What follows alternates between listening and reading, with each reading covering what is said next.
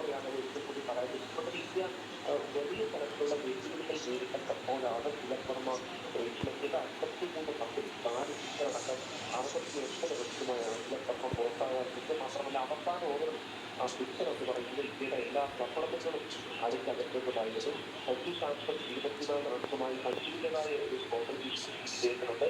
ശിവം ദുബൈയുടെ contribution ഏകദേശം അതിൽ കുറഞ്ഞവരെ ഇന്ത്യയെ സംബന്ധിച്ചിടത്തോളം എല്ലാ കൊണ്ടും അഭിമാനകരമായ നേട്ടം തന്നെയാണ് നമ്മളിപ്പോൾ സ്വന്തമാക്കിയിരിക്കുന്നത്. ഈ മത്സരം പരാജയപ്പെടുകയാണെങ്കിൽ ടെൻഷൻ ഉണ്ടായിരുന്നോ? ടെൻഷൻ ഉണ്ടായിരുന്നു, തീർച്ചയായും ടെൻഷൻ ഉണ്ടായിരുന്നു മധു. പക്ഷേ നമ്മളെ സംബന്ധിച്ചോളം പുറമെ അവിടെ നിൽക്കുന്നത് ചിലപ്പം IPL ഒക്കെ തന്നെ ഒരുപാട് തവണ ഇത്തരം മത്സരങ്ങൾ ഫിനിഷ് ചെയ്തിട്ടുള്ളത് നമ്മൾ കണ്ടിട്ടുണ്ട്. അതുകൊണ്ട് നമ്മൾ ആ ഒരു പ്രതീക്ഷയിൽ തന്നെ ആയിരുന്നു. കാരണം പാകിസ്ഥാനെതിരെ ആയതുകൊണ്ട് നമുക്ക് ജയിക്കാതിരിക്കാൻ കഴിയില്ല എന്ന് നമുക്കറിയാമല്ലോ മധു. അതുകൊണ്ട് തന്നെ എങ്ങനെയാണെങ്കിലും നമ്മൾ ആ വിജയം നേടും എന്ന് നമുക്ക് ഉറപ്പുമായിരുന്നു. എന്തായാലും പാകിസ്ഥാനെ പരാജയപ്പെടുന്ന